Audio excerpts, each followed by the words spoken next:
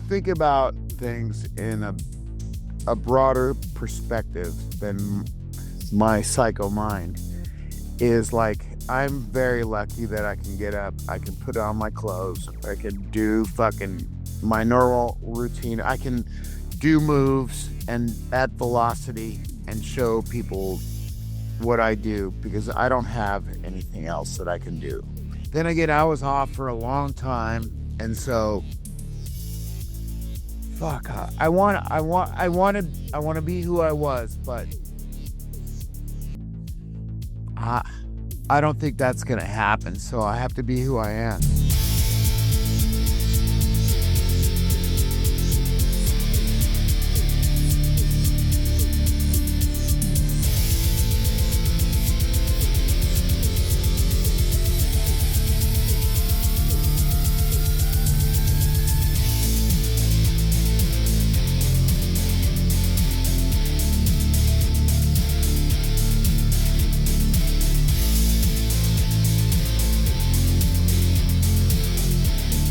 Welcome back to the BJJ Fanatics podcast. I'm your host, Ryan Ford. My guest today is a cult icon in the Jiu-Jitsu community. He's a 4th degree black belt in Brazilian Jiu-Jitsu, a no-gi world champion, a multiple-time Pan Am's champion, and he's currently teaching at La Miranda Jiu-Jitsu in Lafayette, California, just outside of San Francisco, as well as inside San Francisco at Ralph Gracie Academy.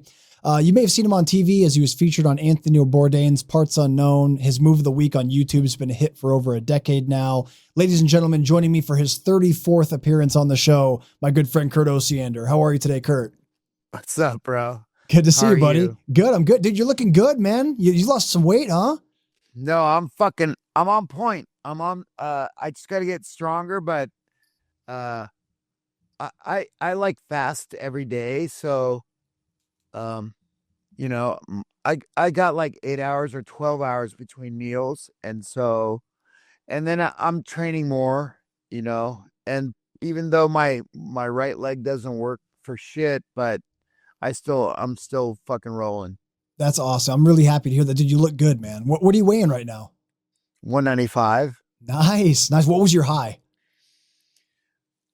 Well, this last time I was like 250. Wow, dude. You went from 250 to 190. Dude, good for you. That's incredible. So what do you... If you do nothing and fucking sit around and fucking just eat, what do you... Yeah. Fuck, you want me to be a different weight class? If you want me to go higher, I can do that fucking in a day. Yeah, so easy to gain weight, so harder to lose it, right? So yeah. What's your are you doing? So you said you're fasting. Is that you doing intermittent fasting? Like what are you doing? Like not eating anything till noon, or what are you doing? I don't know about all this. I don't eat from like 8 at night until like 12 in the afternoon the next day. So I do fasting like just naturally, because I don't like to eat before I teach or before I train.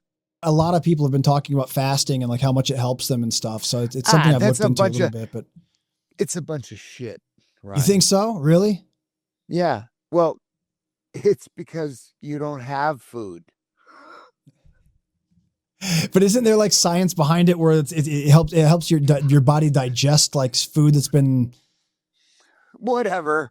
It's because you're bunch of science nerds. It's because you don't have food. That's what fasting is. It's like, if you don't have food, you have to fast. Fuck. It's no mystery to it. It's like, the funniest thing is these, oh, I'm fasting. I'm like, yeah, so am I. And they're like, really? And I'm like, yeah, because I don't have any fucking food.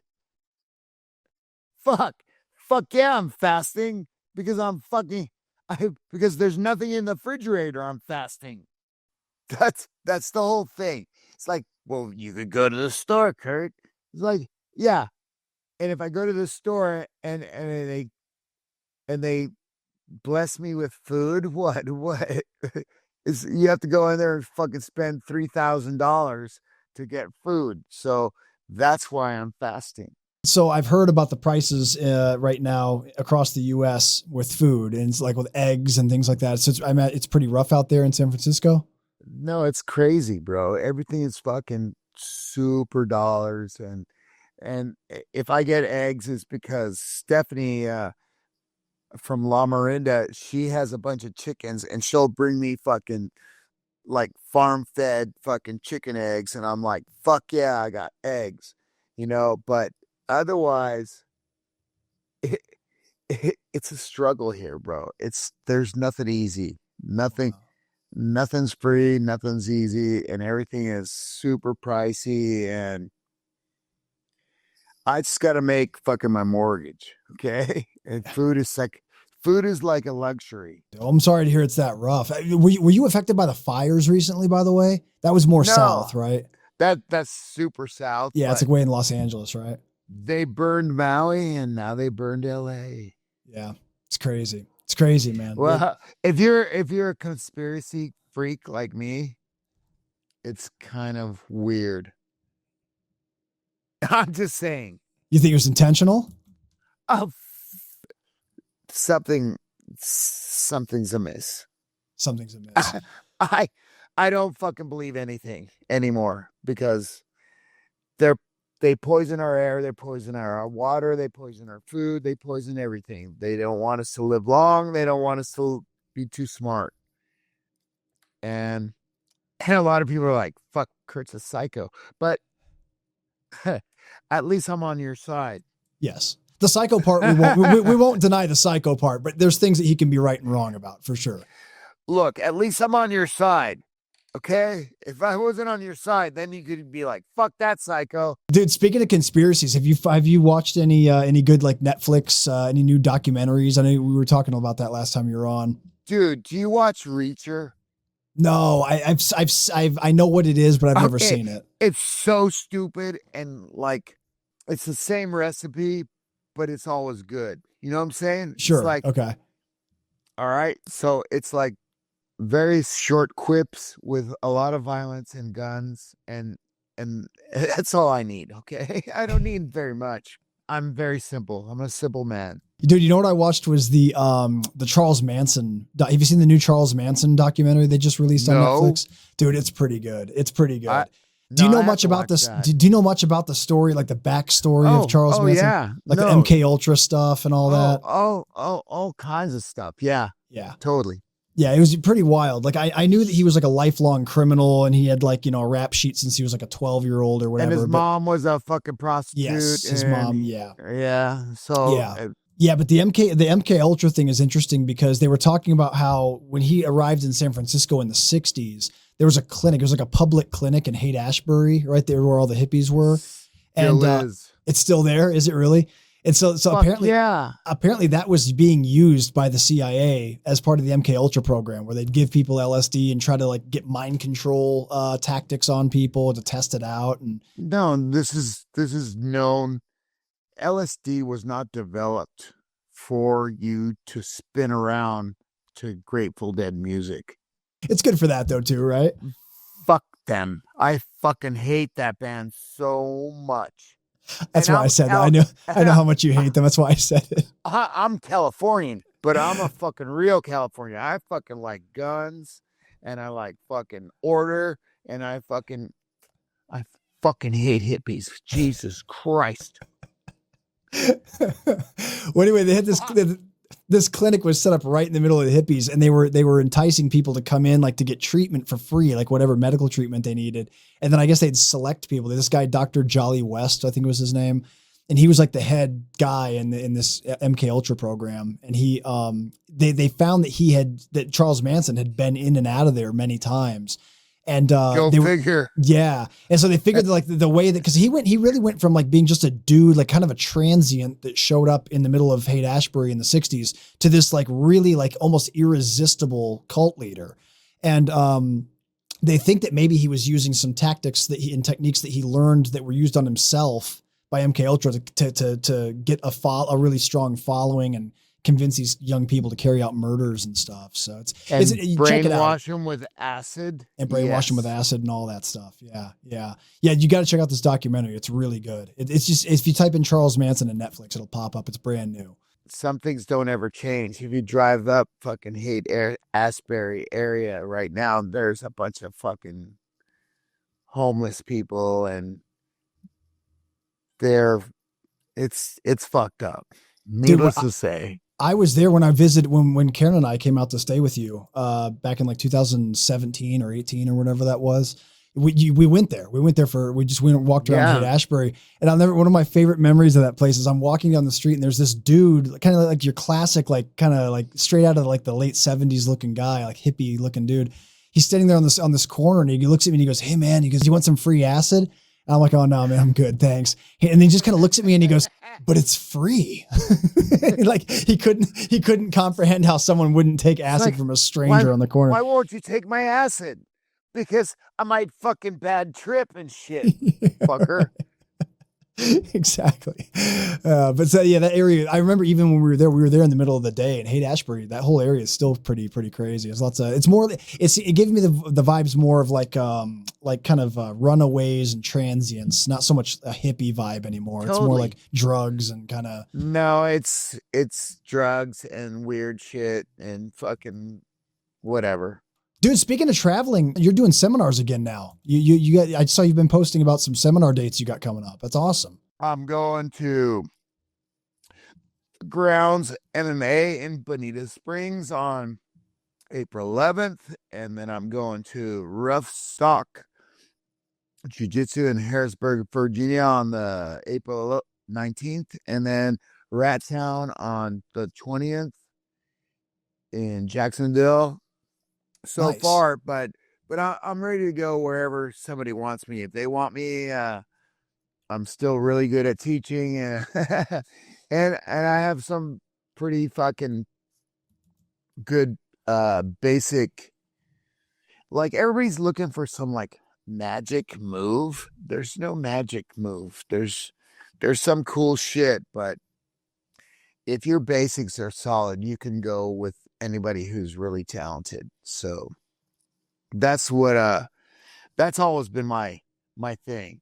Is like everybody always pays attention to their really talented students and not the other people. And I think that if you can make a nerd into a fucking killer, that's way cooler than making a killer into a killer. Yeah, if you take someone that's like already really athletic or like a background, like that's cool. Like that person was kind of already on a trajectory to do well if they got into any sport really. But they'll always do well no matter what they do, right? Yeah. What what are some key indicators to you that someone's going to be a really good jiu-jitsu practitioner? Like let's say a guy comes in, he's got no athleticism whatsoever, no experience in sports, no experience in martial arts. What things are you looking for to identify like, okay, this guy's probably going to pick this up pretty well? They shut the fuck up and do what I say. The authoritarian approach. Yes. Yeah. Well, no, I mean, like me, myself, I'm a really good student. And so when I'm a student, I just go, I'm fucking going to listen. I'm going to fucking do exactly what they do. And I'm going to do it how they do it. And I think that's an ego thing. Like, so some people come in and they're like, nah, I know better than this guy. Really? That's why I think I did well. That's the only reason I think I did well. It's like, I fucking know how to listen. I know how to fucking do it like you do it. And I'm going to do it just the way you tell me to fucking do it. Yeah. They call that like being coachable. Being coachable is obviously like a really good trait to have in anyone really, whether you're in business or at a job or an athlete. Those are all being coachable, something very important for sure. Well, dude, it's great to see you back out there on a seminar tour again. I know people are eager. People have been like, wanting to have you come out to do seminars, but your health had you stopped up last year. So it's great to see you in shape. Yeah, it's awesome, man. It's excellent. So what kind of weightlifting are you doing? Are you on a specific regimen? Do you have particular workouts you're doing? I don't do like cosmetic lifting, like so you look good. I'm doing like, deadlifts. I drag the sled. I fucking do belt squats. I do what my coach tells me. Like we were just talking about. I came off of like being down for like 3 to 5 years, and he's like totally. His name is Jeff. He's really fucking cool. He's fucking out of Beast of the Bay strength, and he's like He's like, dude, you were down for so long. We're going to come back slow. And I'm like, I just want to fucking lift everything. I want to fucking immediately go to what I was. But Yeah. unfortunately, I'm also old and I'm coming back off a double hip surgery. So everything's going kind of slow, but it's definitely progressed. I don't look like shit. I don't want to look like shit for my students. I don't want to look like shit when I go fucking do seminars. I want to be at least fit and be able to move. And I'm so like happy that I can get up. I can put my own clothes on. I can take a shower without my girlfriend fucking scrubbing me down and shit like that. So if you think about things in a broader perspective than my psycho mind, is like, I'm very lucky that I can get up, I can put on my clothes, I can do fucking my normal routine, I can do moves and at velocity and show people what I do because I don't have anything else that I can do. Well, I do, but they're all really bad things. How have things been after post surgery, coming back and teaching full time again? Has that been kind of a hurdle, or do you feel like you're in a No, good groove? no, I can do all my moves. I can fucking bear and bow with small children. I can I can jump around. I mean, everything's pretty much normal. My game is what it is, but I'm not who I was before, That's the hard part.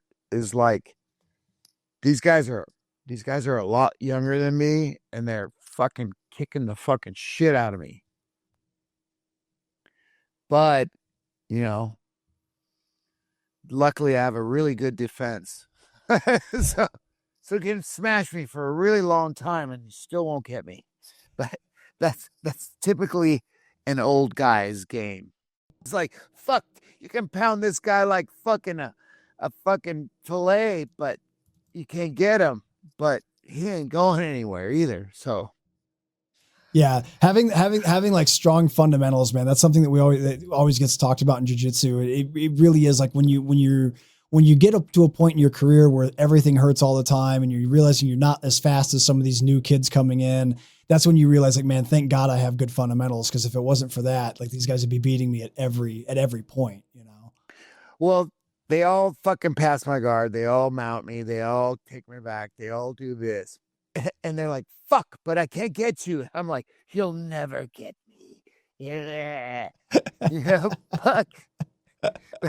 you know, but they're fucking dominating me and they feel good about that. So fuck them fucking fuckers. Fuck. That's all I got to say about that. So yeah, fuck yeah, ride the pony, you fucker. Well, dude, I appreciate what you were saying earlier too about weightlifting and coming back to where you were before. That's something that I've gone through a lot too. Like if I ever stop lifting and have to come back after a long period where I wasn't lifting anymore, I assume I could just pick up where I left off before, and then I just get really frustrated. So I'm bench pressing. I'm doing bench press and stuff like that. And I'm like with dumbbells, right? And so I expect to go back to where I was, but I look over and one of my friends over there, his name is Nima and his wife is Bruna, and his wife is fucking squatting more than me. She's fucking bench pressing more than me. And I'm just like, fuck, this fucking sucks. I have a mental break at that moment. I have a mental break when she's fucking squatting 205 and I'm like, fuck, you started last week. I've been here for fucking 8 months and I'm not even up to that. But then again, I was off for a long time. And so fuck, I want to be who I was, but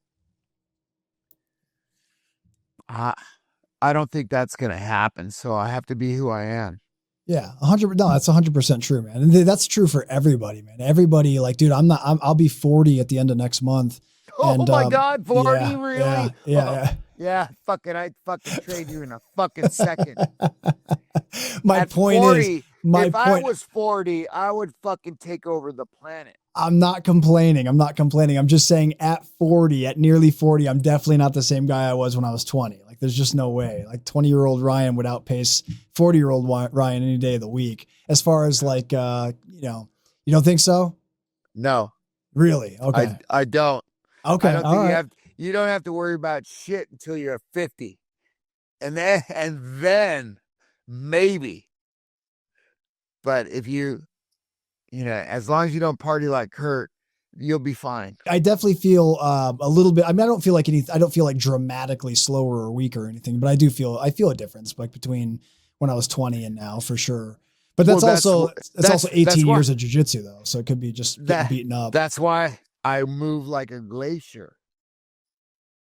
So everybody's like, "Are you gonna pass?" And I'm like, "I am." And he's like, "When?" And I'm like, "When I fucking want." I'm actively passing. You just don't see it. It's a very slow pass. It's like a glacier. It's like 1 inch a fucking year, but I am passing. And the guy's like, "Fuck, I can't stop it." I'm all, exactly. You can't stop a glacier either, can you? Do you feel like the slow moving game and like the slow burn game that you're describing is harder to do in tournaments because of time constraints? Fuck the time. I don't give a shit. I'm gonna fucking move slower than shit. I'm gonna get to my position. I'm gonna fucking lock it down, and then I'm gonna fucking continue. I'll move slow, and I'm gonna get where I'm gonna go. You know what I'm saying? There's my lovely Hey, girlfriend. Stephanie, how you doing? How's it going? She's so lovely. Steph is awesome. What? Steph rules. No, she's awesome. She's the best. And then, and so, if everything takes a really long time, fuck you. I don't care. I'm not stalling. I'm just doing everything really, really, and that's what fucks up young guys is is that slow game. Because I can't go fast like them. There's no fucking way. If I try to go fast like them, I will be tired, and they're gonna outfast me, and I can't have that. I can't have them go faster than me and give them space. So I fucking lock them down. I I go really fucking slow, and that fucks him up. That's a traditional old guy game. It is, yeah, and I've encountered that hundreds upon hundreds of times over the years with different training partners, and it's like falling into quicksand. I mean, it really is very. It's like you're drowning slowly, especially if they're many levels higher above you in skill. If they're been training for a long time, it really is akin to drowning. Kurt, what else you been up to? What else you been up to in your free time? Are you still doing like drawing? Are you still playing music? What are you doing on the side? I redid the bathroom. I redid the kitchen, and now I'm here in the living room, which here I'll show you. See, it looks like shit. Fuck. So needless to say, next project is the living room. I'm gonna the the dining room I'm gonna do in like a blood red kind of like burgundy kind of thing, and then I'll split it and I'll do the whole living room and my art area here totally different in a different color, and then do the hallway.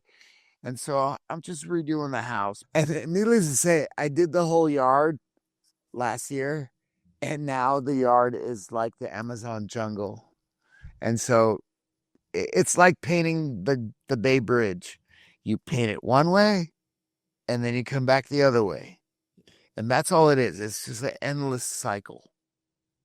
That's all. Did you ever finish the gnome room up on top of the in the roof there? That's why I'm doing all these tours. But I'm trying to do the tour so I can fucking put some bank in and then fucking finish. It was finished, but while I was gone and I was at rehab and stuff like that, the house really got fucked up. And so, like, I'll show you. Did you have So, squatters? Did you have squatters in your house? not squatters, fucking meth heads. And so it's Well, even there's fucking worse. if they were staying there, that's squatters, right? So apparently there was a fire in my kitchen that I didn't know about, but I redid all the cabinets. I redid all the lights and the ceiling and the paint. And then I had to buy a new refrigerator because they destroyed the refrigerator.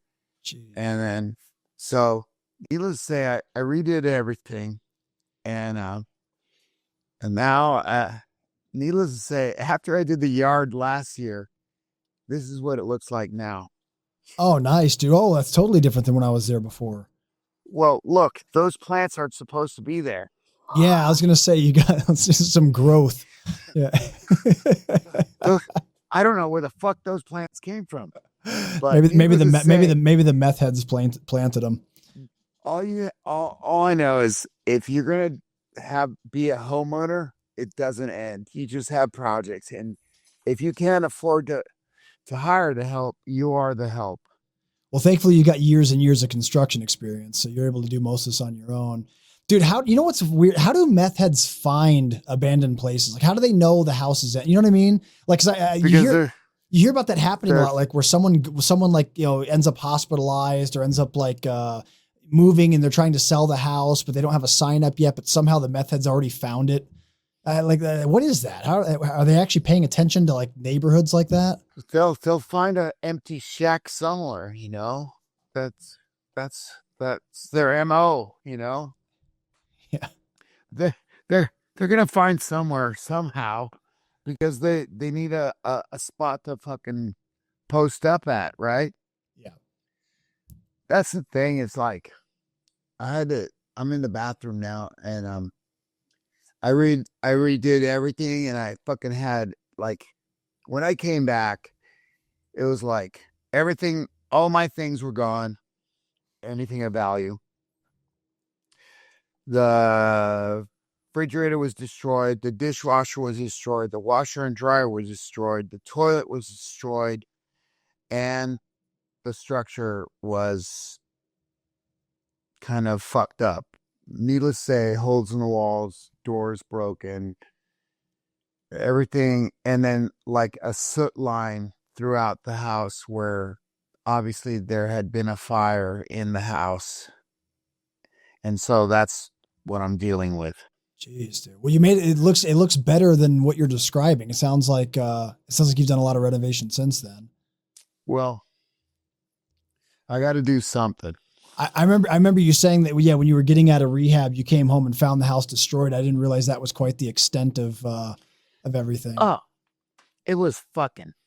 Yeah. Are you taking a dump? No. Okay.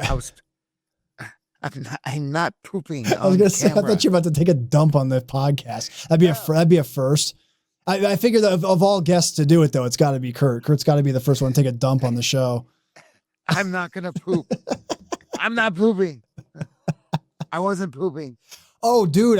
Speaking of, we were talking about conspiracies earlier. I totally forgot to ask you about this. What are your thoughts on them announcing that they're going to release the JFK files now? Is that a conspiracy you're into? Yeah, but we killed him. Yeah, but there's so many possibilities, man. There's like the KGB, there's the Cubans, there's the mafia, the CIA. There's a lot of different ways that could go. I say CIA and mafia. You think CIA and mafia? Okay. Yeah, but his dad was a notorious bootlegger and had come up from that era, right? That's why they had so much money. Oh, I didn't realize bootlegging was where their money came from. I thought they were like... Yeah, his dad. He was a bootlegger. He made a lot of fucking money. And then he's like, I can't go into politics because I have a dirty past. And so he wanted his kids to do it. And before John, there was the older brother, but he was killed. Yeah, right. In war, right? Yeah. And so then it fell on... But he was grooming all his children to be better than him and to go into politics and stuff like that. But the eldest son was killed in warfare in World War II. And then John F. Kennedy, of course, was also, he was what boat? God damn it. Like, he was in warfare too, and was a war hero, and then came back, and he was and he had all the credentials to become everything, and he was changing shit too fast. He was like, okay, he was doing like discrimination and stuff like that, and doing too much shit too fast, and everybody was like, fuck that guy, we'll kill him, you know. Yeah. And that's how it always goes, right? So if you're doing too much cool shit for the other people that don't like it, they'll fucking kill you. Yeah. Yeah, that's true. That's true. Yeah, there's definitely like the person who represents on camera, or at least to the public, who's in charge. Then there's the layer of people above that who are actually running things and pulling the strings. So, right. Yeah, it'll be interesting to see what comes out, if anything. I think that I haven't heard anything like definitive yet about exactly what is in the documents, but they're out there apparently, and people are going through them. So they're not gonna find shit. You don't think everything's no. It's all just a show. Yeah. It's cool. Yeah. It's like my show that I like to watch. I watch Oak Island, The Curse of Oak Island, because I'm hoping these guys fucking find fucking treasure, right? But all they find is fucking nails and fucking wood. So Stephanie laughs and she's all, "What'd they find him all? Wood." It's like, this is an exciting show. So why do you keep watching it? I'm all, I'm gonna fucking watch this fucking show until they fucking find some goddamn treasure or fucking something, you know? But it's buddy, dude, my kid just walked in. No, fucking hey. Put him on. Vinny, say hey, Kurt. Hey, Vinny. Say hey, Kurt. Hey. Say what's up, man. Qual é, Vinny? Tá fazendo o quê? Hang on. I'm gonna put his headphones on him. Come here. Can you hear Kurt? Tá brincando? Tá fazendo o quê lá? Tu tá na quartinha do seu pai. Tá fazendo o quê? Tu fala inglês ou português? Tu escolha. Coisa português. Então, vamos falar, então. Vinny, did you start jiu-jitsu? You're doing jiu-jitsu now, aren't you? You've been doing jiu-jitsu for 1 month. Boa. You like jiu-jitsu? What's your favorite move? Moleque. Armbar. You like your arm bar. That's right, buddy. Say bye-bye, Kurt. Bye-bye, Kurt. Ciao, Vinny.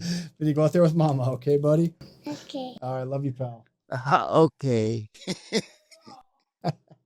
All right, Karen was supposed to watch the kids. That didn't work. Well, she watched them walk in your room. She watched him walk in here. Yeah. You ever seen that? Have you seen that video online where the guy's he's literally on like CNN or something, and he's like talking about whatever, something going on in the world, and all of a sudden a door bumps open and there's a kid in a like one of those roller like walker things, and he crashes in. And then the second kid runs in after him. And then like either the mom or the nanny or whoever it is like frantically running behind them. She obviously was not paying attention. Oh man, Kurt, I'll tell you what, dude, we've actually, I've got a bunch of questions from listeners. We've had a ton of people send in some questions for you. Guys, if you guys are ever interested in submitting your own questions for Kurt to answer on the show, the email is askosiander@gmail.com. So askosiander@gmail.com, send your name and like the state you live in, and then we'll read your question on the show. Shit, I'll answer anything. He'll answer anything. Anything. Any crazy question, scenario. Anything you want. Kurt takes all questions. All right, first one comes in from Dan in Texas. Dan says, Kurt, I'm a longtime fan. Thanks for all the content you put out. What advice would you have? What advice do you have to help me get my ass to the gym on days I don't feel like training? I don't really compete, and I just do jiu-jitsu as a hobby, and sometimes I feel like I don't know what my goal is for training, which could be part of the problem. Any advice would be appreciated. Fuck it.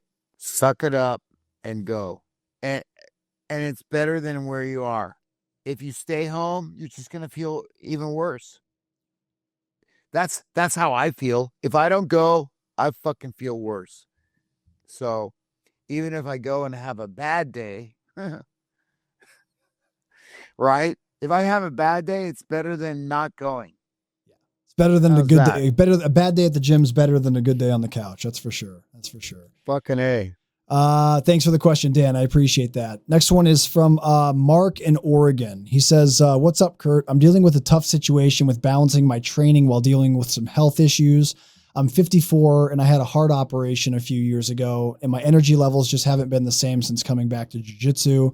I can really only train for about 1 round, 2 rounds on a good night. I just feel like there's no way I'm going to make any meaningful progress at this rate. I'm considering hanging it up. I know you've been through some surgeries and other health issues over the last years, so I thought I'd wait to hear from your insight before canceling my membership. Thanks for taking the time, Mark. Fuck that, Mark. Don't hang it up. Just instead, if you can, like, do intermittent rounds. Do 1 round, rest 1 round.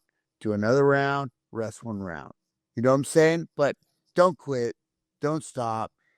I mean, if you made it through this heart surgery and shit like that, and the thing is, if we stay working out and lifting weights, we add longevity.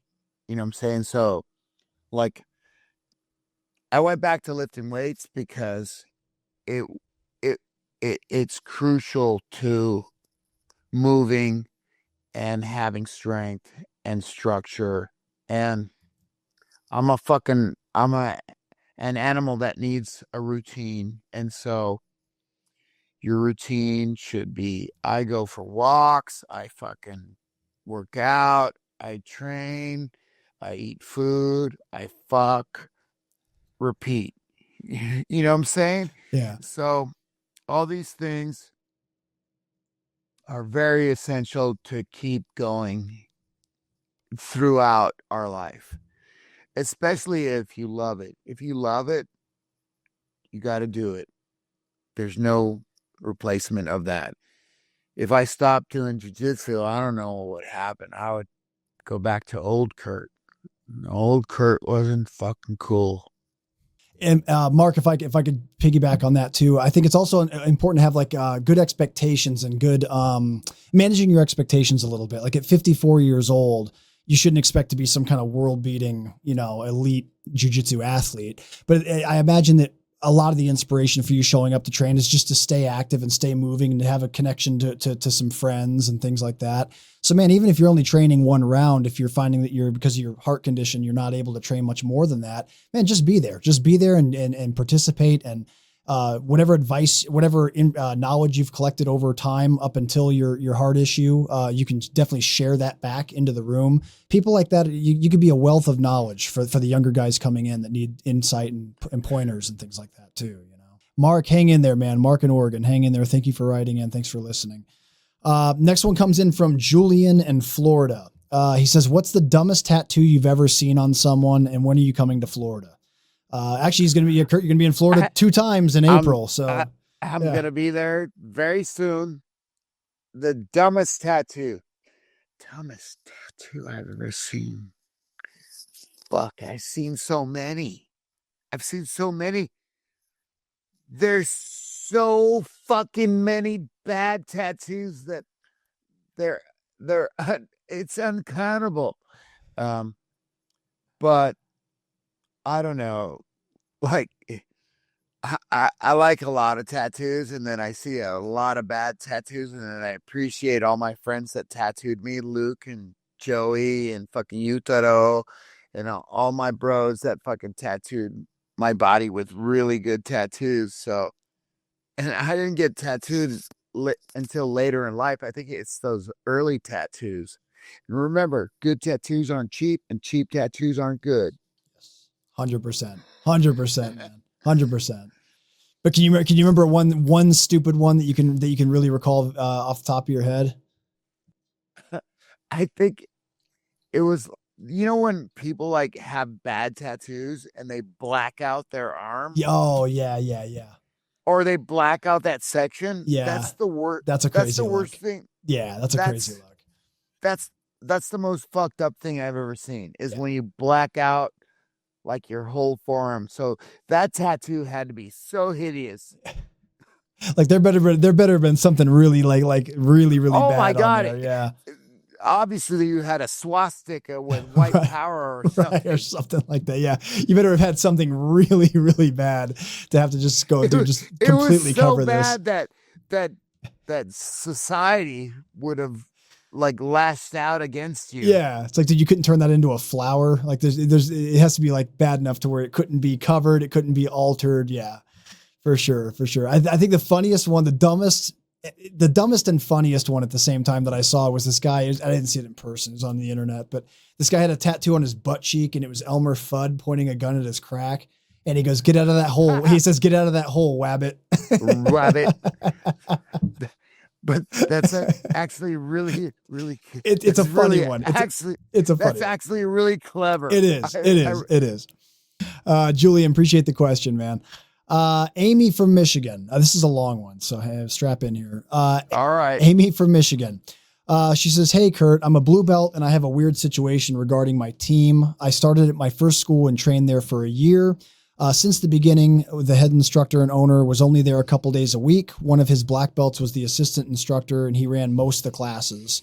Honestly, the assistant spent most of the time and effort developing my jiu-jitsu, and apparently lots of other people at the academy felt the same way, because when he recently split from the team to open his own academy on the other side of town, and many students went with him, including myself. At first, it was exciting to be on the first wave of students at his team, but since then, the vibes have changed and gotten a little weird. For starters, our old instructor has not taken the split in the team well. I understand him being upset, but he's sent several messages to former students asking them to come back, and when they decline, he gets really disrespectful and lashes out at them. So basically, it's a burned bridge over there, and I've lost friendships that I had with the people who stayed as a result. In the new academy, unfortunately, things have gotten uncomfortable as well. The instructor has begun dating a private student. Here we go. Here we go. And now she comes to all the classes. There's only 3 women in the class, me, her, and the other one. And the other. She seems very standoffish with me and the other woman on the team. She rolls and drills very aggressively with us and makes lots of odd comments between rounds. Also, we had another female drop in to try a class not long ago, and I could tell this girl scared her off. She gives off this vibe like she wants to be the only girl on the team or something. She's obviously got some jealousy issues, even though neither me or the other woman on the team have ever remotely expressed interest in the instructor. She's the alpha vagina. I tried talking about this with my instructor, and he just kind of laughed it off and said he would talk to her. Then the following day, she made comments about how she's going to go lighter because some people here are too soft, clearly taking a shot at me. Anyways, I feel like I've burned one bridge already by leaving my first team. Now I don't want to burn another bridge too. Overall, I like this team and my instructor is good, but I also don't want to train in such a hostile environment every day. I'm not sure what to do. Any advice would be appreciated. Holy Kurt, that shit. is a hot potato, my friend, and I'm throwing it right to you. Go ahead. Fucking A. Look. Kick that girl's ass. Kick her right in the snuzz. Oh my God.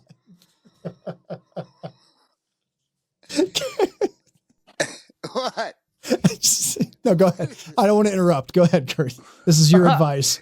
Go ahead. Look, she's trying to assert her domination. Don't take shit from her. Otherwise, because he's losing business, she'll go before the business goes. Or maybe not. I don't know. This guy might be enamored by that, but in truth, you left the other spot and you went to the other spot. And so that was your choice. And so now you're faced with another choice. She has favoritism and everything on her side. It may not work out for you. Unless you're willing to sleep with him also. Dude, this is a multi-pronged piece of advice here, Kurt. Kick her ass, take her man, and or leave. I mean, the thing is that shouldn't be a problem ever. Yeah. All right. So that's my advice is that should never be a problem ever. Yeah. All right. Yeah. To piggyback off that, what's her name? Amy. In my opinion, you need to find a fresh start somewhere else. Like, I don't know what got you into jiu-jitsu, but it probably wasn't this kind of shit. So I would, you're practicing a martial art as a hobby, and there is no reason in any scenario that drama like this should be attached to something that you do for your health and leisure.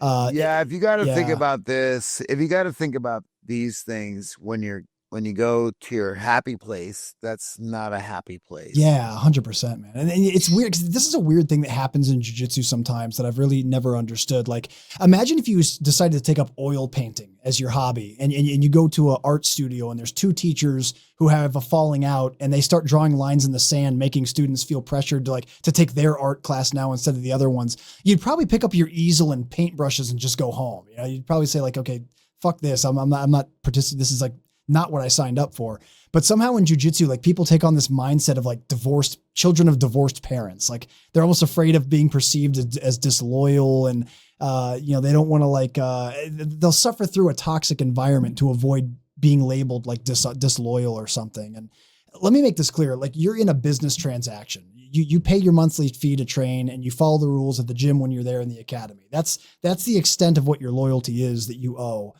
Pay on time, follow the rules. And if the school owner runs a good gym, you'll probably stay there as a permanent student.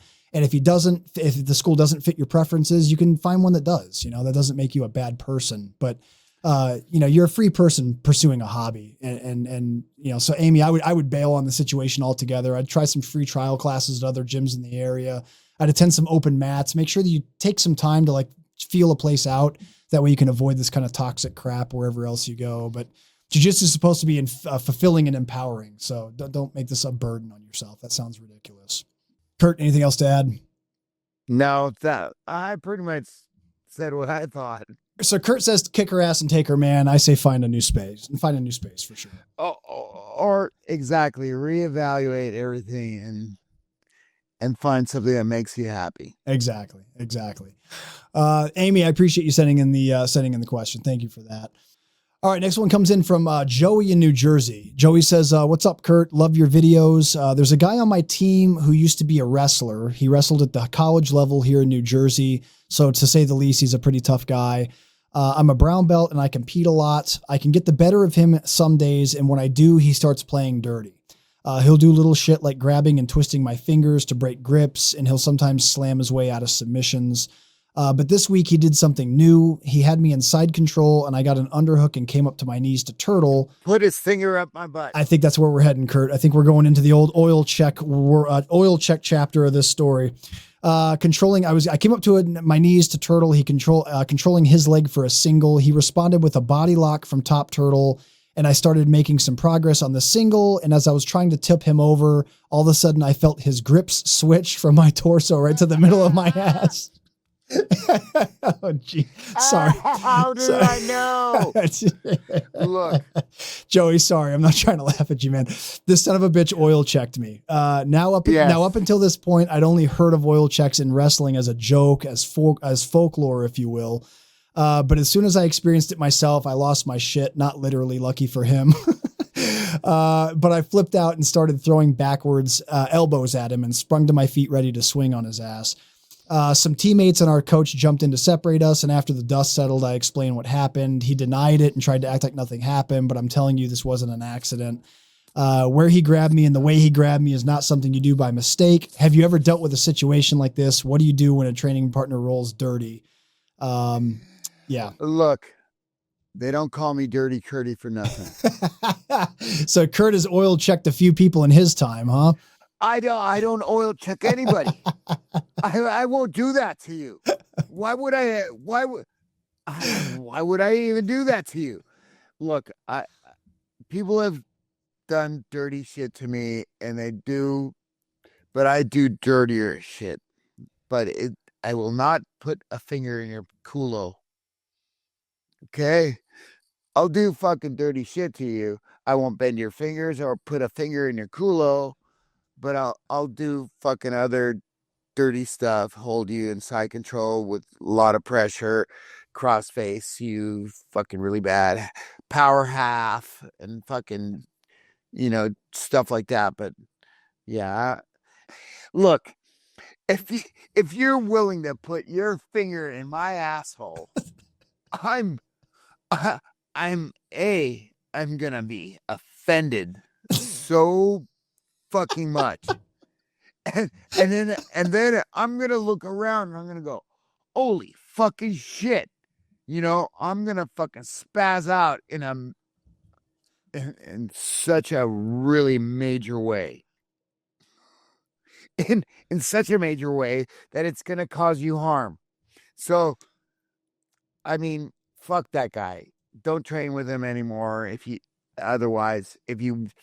persist in training with him, know that he's willing to put his finger in your culo and then have how could I say, a move that will top that one, Because otherwise, if you're doing that to me, I'm gonna do fucking twice as worse to you. Yeah, there's gonna be a receipt for that for sure. Yeah. Yeah. I need to say, I think when we're done with this episode, Kurt, I need to save the soundbite of you saying, if you oil check me, I will be offended. I will take great offense. I don't know how else to put it. If you fucking do that to me, you're gonna fucking know right away that I'm fucking offended in a fucking biblical fucking sense. Well, so it sounds like Joey had the same reaction you did. He definitely took offense, and then he started throwing elbows and freaked out, which I don't blame you one bit, Joey. If someone did that to me, I'd be pretty upset too. Joey, I imagine that your coach is probably not going to pair you guys together anymore after you guys had that blowout. And I would imagine that. Yeah, I mean, but if he does, I would just straight up ask the coach, like, hey man, please pick another partner for me. I'm not gonna, and if this guy has a record of doing that kind of stuff, like I wouldn't even be subtle about it. Like I'd say it in front of the whole entire room. Like, yeah, I'm not rolling with that dude, just make it very clear. So that way there's no confusion, He's a diddler.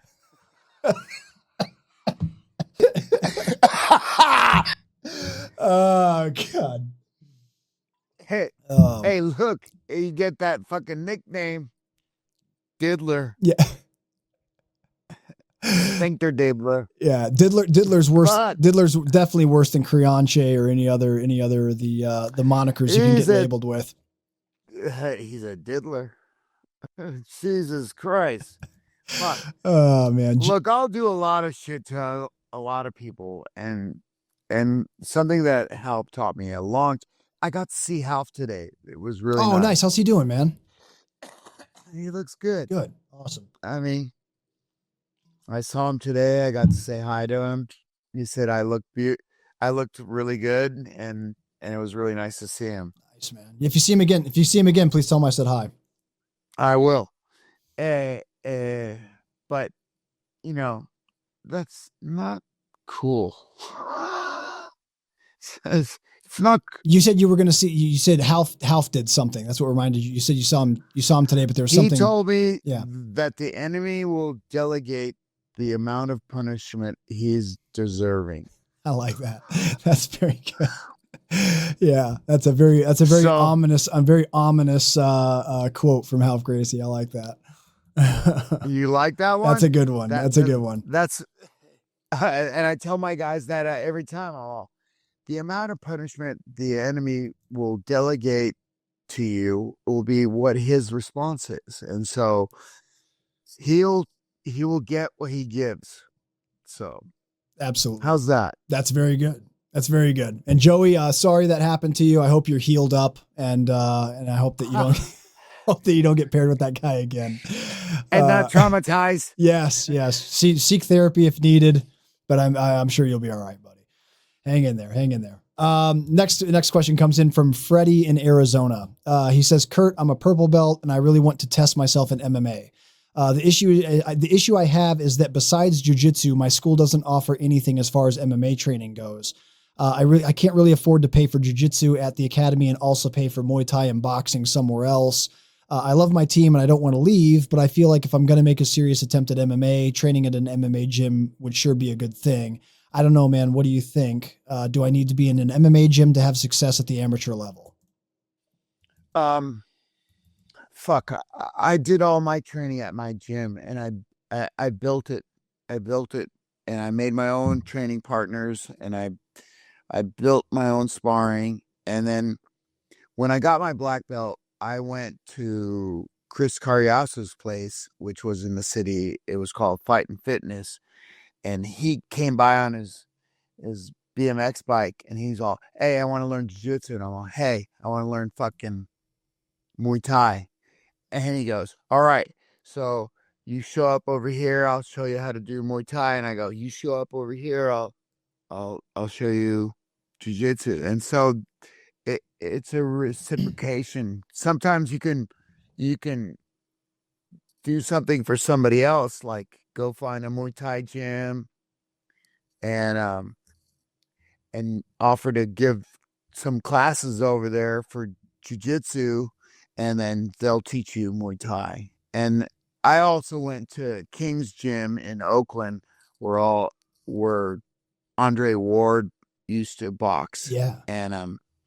And so, like, when I got my black belt, I decided I need to be like Half, and I need to do MMA and test myself. And so then I sought out the correct avenues to evolve myself. That's cool. I really like that suggestion of finding people that want to learn jiu-jitsu that already have some experience in striking and maybe trade knowledge. That's a cool way to go about it. If money's an issue. Yeah. Yeah. If money's an issue, and it was always for me. And so I did the trade thing for many things and still do. That's super cool. Yeah. I also think that there's probably a good likelihood that if you're in a good jiu-jitsu school, there's probably people that have other martial arts backgrounds too, training there. So you could probably find people on the team that could help you put a camp together of some kind. Absolutely. Yeah. Especially at the amateur level. Like you don't need any kind of crazy elite camp for amateur fights. You just need to have, prepare yourself, make sure you have one game plan, have one style that you can really rely on. In this case for you would be jiu-jitsu. But then learn some striking, learn some striking basics. You'd probably be in pretty good shape in most amateur fights, Absolutely. I mean, you probably should like check internally first, and then you will know your course. You know what I'm saying? Like, check internally. There might be a wrestler there. There might be a fucking boxer. There might be somebody who can, if not, then you outsource or you bring it in. All right. Next question comes to us from Hannah in Dayton, Ohio. She's a BJJ blue belt. She says, "What's up? What's good, Osiander? This is Hannah, BJJ blue belt, training under Carlson Gracie Jr. black belt Bodie Freeman of Ghost Team BJJ. My dream is to go to Masters Worlds and put up a good fight. My first tournament that I did was a Fuji tournament. I won with 2 submissions, but only fought the same person twice. Most local recurring tournaments tend to be short on female competitors, and there's an even slimmer margin for masters matches. What can I do in training and rolling with my teammates to be moving forward towards my goal? Unless you want to sponsor me to travel to fight, I need to get creative. Thank you for giving your time to this podcast. I'm a USPS letter carrier, and I listen and replay BJJ Fanatics while I walk 12 to 18 miles before hitting the mats. Getting to listen to the greatest in the game encouraged me to push through and show up even when I'm dog tired. Keep rocking, you guys, Hannah. Hannah, thank you for tuning in. We really appreciate that, and I'm happy the show's getting you through your work days. Kurt, to sum that up, Hannah wants to know what she could be doing in training to better prepare for a Masters Worlds goal. There's going to be a lot of girls there at Master Worlds. You're going to get a lot of fights there. Don't worry about that. Unfortunately, there's usually not that many girls in schools, and some have a lot and some don't have very many, but just training with your male counterparts, that are like your size or a little bit bigger will be just as good, because they're going to be stronger and usually heavier than you. And if you can move them around, you're going to be able to move the girls who are in your weight class around easily. Yeah. That's something I've said probably 100 times on the show. Is I feel like women's jiu-jitsu is just some of the most pure jiu-jitsu there is, because it's razor sharp technique, and it's usually because there's not as many females for these ladies to train with, so they have to adapt their skills against people that are usually heavier or larger or whatever, because it's mostly guys they're training with. So, Kurt, anything else you want to add to that for anything else she could be doing extra to prepare for competition in general? I don't think cardio is going to be an issue. Yeah. Yeah. Yeah. Sounds like she's walking a lot. Yeah. USPS worker walking. What'd she say? Like 18 miles. Would she say 18 miles a day? Would you let me 12 to 18. And I'm like, 12? holy shit, Dude, that's a lot. no one else is doing that. You know, for sure that no one else is putting in 18 miles a day, as part of what they do for a living. So your cardio is going to be on point. You're going to do awesome. We're definitely rooting for you if you get out there at Masters World. Next one comes in from Kyle. Oh, this is Kyle. He's one of our longtime listeners. Kyle's out in California. He says, first off, I want to thank Ryan and Kurt for all the amazing work and contributions you guys have done for jiu-jitsu. Thank you for that, Kyle. Kyle actually has a handful of questions here. The first one is, do you feel that old school jiu-jitsu is too much for modern times? Old school jiu-jitsu being rough and rugged and raw, and modern times being things like having things handed to you a little easier and getting participation points. How do you think old school jiu-jitsu will survive in modern times? Wow. There's always going to be guys that are going to be tough, right? And so you're just going to have to sort through everybody and get to the tough guys. And the tough guys will do old school jiu-jitsu, and the other guys, not so much. Jiu-jitsu has changed a lot, and it's definitely appealing to more people because it's not so roughneck, and I guess that was eventually gonna happen, so that it would be a little bit more mainstream. But you can always pick through and get to the guys who are gonna be ready for the rough stuff, right? A follow-up question Kyle had was, do you feel that jiu-jitsu is truly for everyone? No. Yeah. Yeah. I think it's a nice thing to say. I think everyone should be welcome, but it's certainly not going to be for everybody. I agree. Why do you feel that way, Kurt? Yeah, I do. I think everybody's welcome. And then, you can remember, you're going to get out of it what you put into it. So if you put in very little, you get out very little. And if you put in a lot, you get out a lot. So, that's totally up to the individual, right? Another question he had is, would you ever do a cooking channel? Fuck yeah. That'd be great, dude. That's a good idea. You totally should. You can cook, bro. You can seriously, like, all kidding aside, like I've been out at Kurt's place. He can cook, man. He can take whatever's sitting around, whatever ingredients he has laying around, and put something pretty impressive together. That'd be a fun channel for you, man. There would be a lot of swearing and cooking. I was going to say, like, the Gordon Ramsay has this reputation. It's like, oh, he's like the hard ass, like profanity using. It's like, yeah, I got a friend of mine I'm going to introduce you guys to. That would be cool. What do you cook these days? Do you still cook pretty actively? Yeah, I did some like chicken in the oven and with rice. And then I made like the Brazilian onion and tomato with vinegar, as a little side dish, and it was nothing so big, it was just a nice little dinner.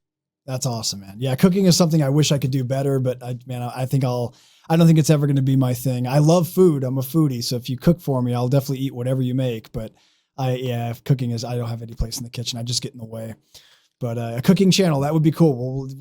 We should explore that, Kurt. We should get you get you a jiu-jitsu channel on this side for move of the week, and get you like a meal of the week over here for, sure. That'd be awesome. That'd be awesome. Kyle, I appreciate you. That was Kyle Suda from out in California. Longtime listener. Appreciate you, Kyle. Let's see here. Final question comes from Greg in Pennsylvania. He says, "Hey Kurt, I'm a new black belt and I'm going to take on an assistant instructor role at my academy. I'll begin by taking over some kids classes and an adults fundamentals class. From there, I will grow into teaching all levels. I've taught a few private classes here and there, but teaching is still very new to me. What do you think are the biggest do's and don'ts of teaching? I appreciate your advice and happy to see you healthy again and crushing it." I've always been teaching ever since I was blue belt. Yeah. I've been teaching. I was groomed and brought up to be an instructor. So, kids classes are super cool. Like a lot of times when I did kids classes, the parents were like, "This is what I want my kid to be exposed to." And I'm like, "All right, so I can beat your child." And they're like, "Yes." And I'm like, "What?" There's nothing wrong with that. I was brought up like No, that. it's just the way you said it, man. Like they're bringing you there to beat their children. Well, most of them were like Russian or from Ukraine. And they're like, fuck yeah, that's what I want for my fucking child. And I'm like, fuck yeah, that's what I want for your child too. Send them to Dagestan for 3 months and forget. It's so cool teaching kids. It's fun. It's sometimes very trying. It burns a lot of fucking calories. And then you branch out and you do like beginner jiu-jitsu, which is cool. And you got to make sure that everything's on point and everybody's listening and everybody. But teaching it is a skill. And I got luckily enough that like as soon as I was a blue belt, I was already teaching. I was running the warm up. I was doing the technique. I would organize everything, and I still do. And I do it the same way I was brought up to do it. Greg, I appreciate the question. Congrats on becoming a teacher, becoming a black belt. And Kurt, that was all the questions, man. That was everything from the listeners. Again, guys, if you want to submit your own questions to Kurt, the email to do that is askosiander@gmail.com. We will read your questions on the air. Just make sure you include your name and the state that you're in with your question. Kurt, in closing, what are some big goals you got for we're still in the beginning of the year here. It's only April, but what are some things you hope to accomplish this year? More seminars, obviously. What else you got going on? More seminars. I really want to do Master Worlds.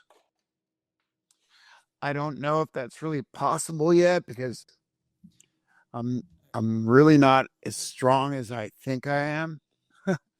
and everybody's on sauce and everybody's on steroids and fucking shit. And I'm not. I can't take anything. I can't do anything. And I never have. So, but I really like to do Master Worlds this year and come back and put in at least come back and, put an exclamation point on that I'm game. That's awesome, Kurt. I love it. I can't wait to see you get back out there, dude. That's going to be awesome. I really, man, that would be super inspiring to see you back out there competing at Masters Worlds again. I definitely believe you can do it, especially the shape you're in now, man. You're looking great. So, well, that's the least I can do for my students and people is like, fuck, I can't look like shit. Yeah. I mean, right now, see if I grow any beard, it's all fucking gray now. So that's why I shave all the time and fucking, I try to, keep my fucking shit tight. I got to look good at least. If you can't look good, then fuck off. Great. That should be the name of this episode. If you can't look good, fuck off. I love it. Kurt, it's always great catching up with you, buddy. Thank you so much for taking the time. Guys, if you want to keep up with Kurt, it's easy to do so. He's active on Instagram. Just type in his name. You'll find him. Also, his YouTube channel, his Move of the Week is back in action. So make sure you guys are checking that out on a weekly and monthly basis, depending on how busy Kurt is. He puts them out there as much as he can, but the Move of the Weeks are back and active again. Also, guys, he's got some seminars coming up. He's got April 11th at the Grounds MMA in Bonita Springs, Florida. He's got April 19th at Rough Stock Jiu-Jitsu in Harrisonburg, Virginia. And then he's got April 20th with our friends down at Rat Town Jiu-Jitsu in Jacksonville, Florida. If you guys want to book Kurt for seminars, he's available all year round. His email to contact him for seminars is koseminars@gmail.com. So if you're a school owner or an instructor, or if you're a student and a fan and you want to have Kurt come out there, have your instructor or whoever the decision maker is, email koseminars@gmail.com for more information. If you guys can't make it to one of Kurt's seminars, you can learn from him anywhere in the world here at BJJFanatics.com. His instructional is one of our best sellers. It's called Fundamentals of a Jiu-Jitsu Renegade, and it's available right now at BJJFanatics.com. Kurt, let's catch up in another month or so, man. I want to follow up with you and see how things are going. Things get progressively better every time we have you back on the show. So let's do it again in another month or so. All right, buddy. That's going to do it for this episode, everybody. I really appreciate you tuning in. Please stay tuned for the next episode of the BJJ Fanatics podcast.